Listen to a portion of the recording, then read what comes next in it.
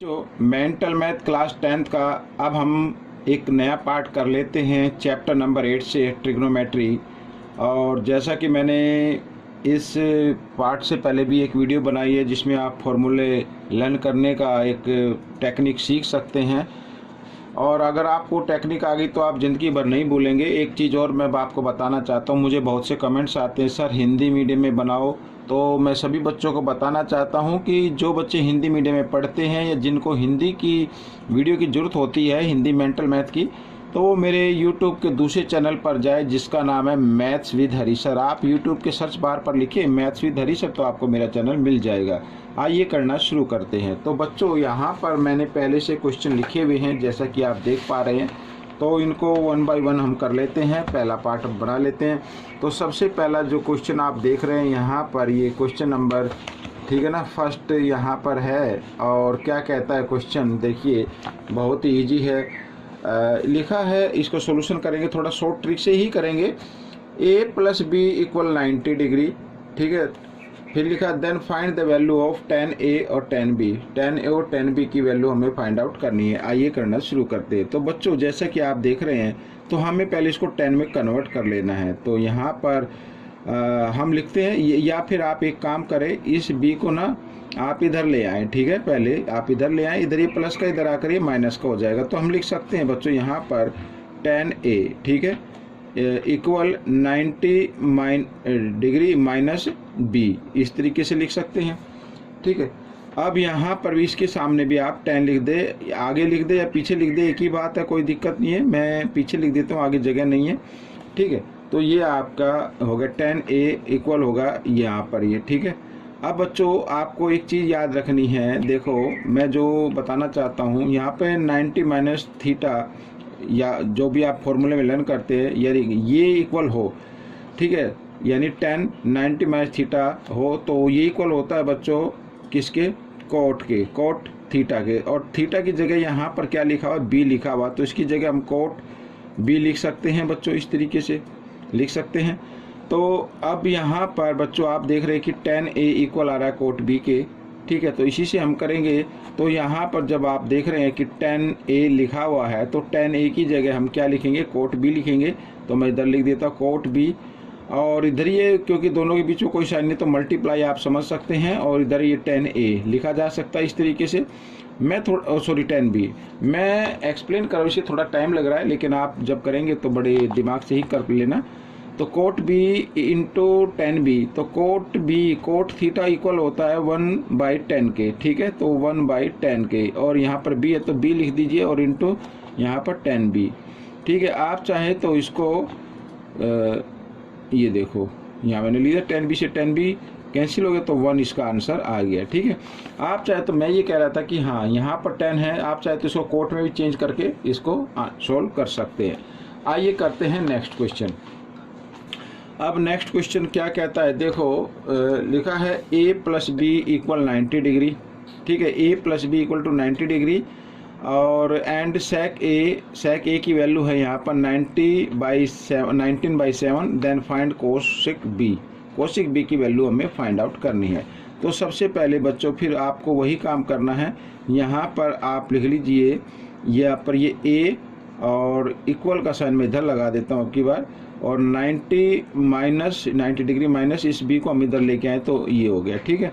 अब हमें करना क्या है, हमें इसको सेक में कन्वर्ट कर देना। तो सेक ये कर दिया, और यहाँ भी हमने सेक में इसको लिख दिया, दोनों तरफ सेक लिख सकते हैं, कोई दिक्कत नहीं है।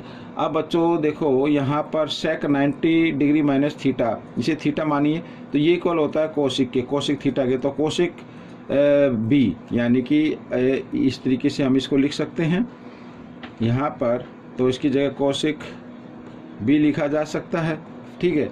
अब बच्चों कोसिक बी की हमें वैल्यू फाइंड आउट करनी है, और यहाँ पर सेक ए की वैल्यू गिवन है, तो 19/7 इक्वल कोसिक बी। तो ये आपका आंसर आ गया बच्चों, लेकिन कंफ्यूज में नहीं आना है, ठीक है। तो कंफ्यूज नहीं होना है, मेरा कहने का मतलब ये है कि अगर आपका आंसर इससे मैच नहीं कर रहा हो तो हो सकता है कि पीछे मेंटल मैथ में आपको यहाँ पर इसको मिक्स नंबर में दिया हुआ हो, ठीक है ना। तो 7 2 जा 14, और यहाँ पर इस तरीके से गिवन हो, तो आप ऐसे कन्फ्यूजन में नहीं आना है। तो ये आंसर भी आपका करेक्ट है और ये भी दोनों करेक्ट है। आइए करते हैं नेक्स्ट क्वेश्चन। अब यहाँ पर बच्चों देखो क्या कहता है question, if theta equal 45 degree then find the value 2 sine theta और कोसिक थीटा। तो यहाँ पर 2 लिख लेते हैं। साइन थीटा की वैल्यू कितनी है बच्चों, 45 डिग्री है। और यहाँ पर मैं एक बार लिख लेता हूँ साइन, ताकि आपको मैं अच्छे से बता सकूँ। तो इसकी जगह 45 लिख सकते हैं और यहाँ पर भी कोसिक थीटा की जगह हम क्या लिखेंगे, 45 लिखेंगे। ठीक है, इस तरीके से। अब देखो 2 साइन 45 की वैल्यू होती है बच्चों, ये वैल्यू के लिए मैं अलग से वीडियो बना दूंगा, आप इसको लर्न कर लीजिए, समझ लीजिए। तो साइन 45 की वैल्यू होती है 1/√2 और इंटू कोसिक 45 की भी वैल्यू होती है 1/√2। ठीक है। अब देखो जब √2 को √2 से मल्टीप्लाई करते तो 2 आएगा और मल्टीप्लाई में न्यूमरेटर से डिनोमिनेटर कैंसिल हो जाते, तो ये कैंसिल हो जाएगा, तो आपका आंसर क्या बचेगा, 1 बचेगा। ठीक है, कहने का मतलब है अगर मैं डिटेल से जाऊं तो 2 1 जा 2 2 1 जा 2 ये हो जाएगा इस तरीके से। और √2 को √2 से मल्टीप्लाई करते हैं तो √4 हो गया और 4 का परफेक्ट स्क्वायर रूट होता है 2, तो इसकी जगह 2 लिखा जा सकता है। 2 1 जा 2। तो इस तरीके से आप इसको डिटेल से भी करके देख सकते हैं। आइए करते हैं नेक्स्ट क्वेश्चन। तो क्वेश्चन नंबर 4 क्या कहता है, find the value of sine 30। अब साइन 30, अब आपको बच्चों टेबल लर्न होनी चाहिए या पता होना चाहिए, या आप फिर बना भी सकते हैं। बनानी टेबल मैं आपको सिखा दूंगा नेक्स्ट वीडियो में। तो साइन थीटा, और पहले से भी एक वीडियो बनी हुई है, तो उसको भी आप देख लेना। मेरे चैनल पर जाकर वीडियो या प्लेलिस्ट के बटन को क्लिक कीजिए और उसको देख लीजिए। तो साइन 30 की वैल्यू होती है बच्चों 1/2। ठीक है, और क्योंकि दोनों के बीच में कोई साइन नहीं है। कोसिक 60 की वैल्यू होती है बच्चों यहाँ पर कोसिक 60, ये दिया हुआ है, आई थिंक ये रॉन्ग है, मैं इसको एक बार ज़रा चेक कर लेता हूँ बच्चों। यहाँ पर कोस 60 होना चाहिए, तो कोस 60 हम इसको बना देते हैं। अभी मैं देख लेता हूँ, तो कई बार जल्दी में हो जाती है ऐसी गड़बड़ी, तो पता नहीं चलता है। तो मैं आपको, हाँ जी आ गया। क्वेश्चन नंबर 4 को हम देख लेते हैं।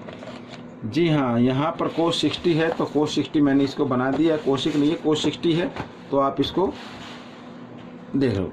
तो कोस 60 की वैल्यू भी होती है 1/√2।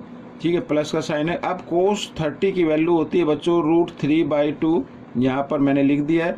और साइन 60 की वैल्यू होती है √3/2। ठीक है, अब देखो 1 को 1 से मल्टीप्लाई करना है, 2 को 2 से करना, 4 आ जाएगा, प्लस √3 को √3 से जब मल्टीप्लाई करते हैं तो 3 आ जाता है, और 2 को 2 से मल्टीप्लाई करते तो 4। अब क्योंकि दोनों के डिनोमिनेटर इक्वल हैं तो उनमें से एक डिनोमिनेटर लेंगे और न्यूमरेटर को साइन के अकॉर्डिंग सोल्व कर देंगे। प्लस का तो प्लस कर दीजिए, 4/4 यानी 4 1 जा 4, तो आंसर आ गया आपका 1 आ गया। ठीक है, इस तरीके से क्वेश्चन भी सोल्व हो गया। अब हम करेंगे क्वेश्चन नंबर 5। यहाँ पर जैसा कि आप अपनी स्क्रीन पर देख रहे हैं, यहाँ पर लिखा 5 cos थीटा इक्वल 3। ठीक है, तो हम इसको लिख सकते हैं बच्चों। तो cos थीटा इक्वल 3 है ना, ये 5 इधर मल्टीप्लाई की फॉर्म में, इधर आकर ये डिवाइड की फॉर्म में आ जाएगा। तो अब देखो यहाँ पर मैं ये बना लेता हूँ, एक छोटी सी फिगर बना लेता हूँ, क्योंकि ट्रिग्नोमेट्री के क्वेश्चन राइट एंगल ट्रायंगल पर होते हैं। तो यहाँ पर ABC हम लिख लेते हैं। ये बेस, ये परपेंडिकुलर, ये हाइपोटेन्यूज, तो कोस थीटा इक्वल होता है बेस बाई हाइपोटेन्यूज, तो 3 और ये 5 आ गया। ठीक है, और 3 5 का जब ये रेशो में आता है तो समझना ये परपेंडिकुलर कितना होगा, 4 होगा।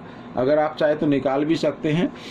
ठीक है, तो यहाँ पर मैंने डायरेक्ट लिख दिया है। और आप 10th क्लास में हैं तो आपको इतना तो मालूम होना चाहिए, अगर 3 5 यहाँ पर दी हुई है तो पाइथागोरस थ्योरम का अगर यूज करेंगे तो जो साइड नहीं गिवन है वो 4 ही आएगी। ठीक है, अगर यहाँ पर हाइपोटेन्यूज गिवन है तो। अब यहाँ पर बच्चों कोस थीटा इक्वल 3/5 गिवन है।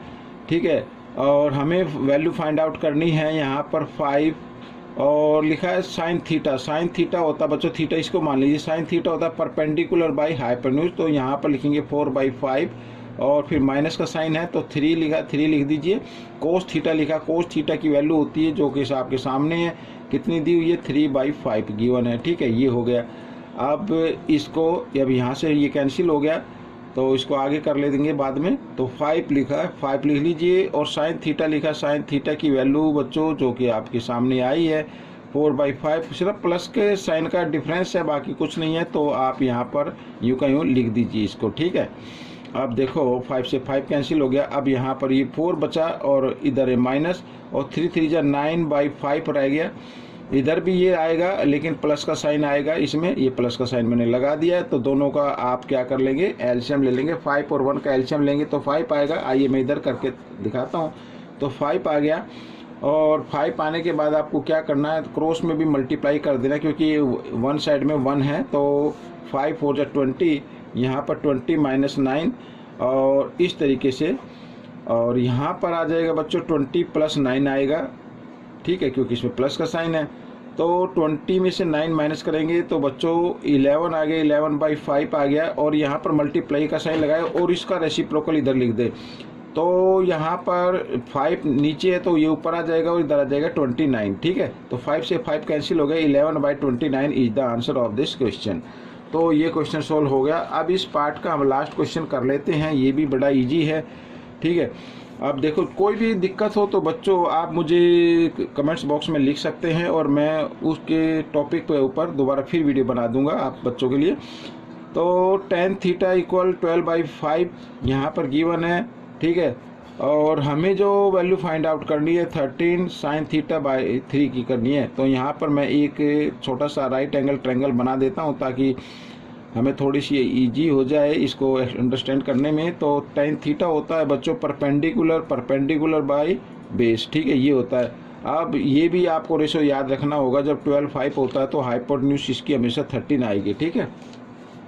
मैंने पहले भी कहा कि आप इसको निकाल के देख सकते हैं। पाइथागोरस थ्योरम क्या कहती है, अगर AC ये हाइपोटेन्यूज की लेंथ निकालें तो AC स्क्वायर इक्वल होगा AB square plus BC square. ये तो आपको याद ही होगा या आप फिर इसे सीख सकते हैं। तो AC हमें फाइंड आउट करनी है, तो AC स्क्वायर लिख दीजिए। इधर AB है 5, तो 5 स्क्वायर यानी 25 हो जाएगा, और प्लस BC स्क्वायर, BC है 12, तो 12 स्क्वायर 144 होता है। दोनों को प्लस करेंगे तो इस तरीके से यहाँ पर 169 आ जाएगा, और इधर स्क्वायर है, इधर आकर ये स्क्वायर रूट में कन्वर्ट हो जाएगा, और 169 का स्क्वायर रूट होता है 13। तो इस तरीके से आप इसको निकाल सकते हैं, फॉर्मूला यही लगेगा सभी में, ठीक है। अब यहाँ पर बच्चों लिखा है 13 sin θ। sin θ क्या होता है बच्चों, परपेंडिकुलर बाय हाइपोटेन्यूज होता है। तो परपेंडिकुलर बाय हाइपोटेन्यूज हो गया, और बाई 3 इधर है तो इधर 3 हम लिख देंगे। तो 13 से 13 कैंसिल हो गया, 3 1 जा 3, 3 4 जा 12, तो यहाँ पर आपका आंसर आ गया 4। तो बच्चों ये क्वेश्चन भी आपका सोल्व हो गया। अब आपको ये क्वेश्चन कैसा लगा मुझे ज़रूर बताएं बच्चों। हम मिलेंगे नेक्स्ट पार्ट में। Till then keep watching and thank you.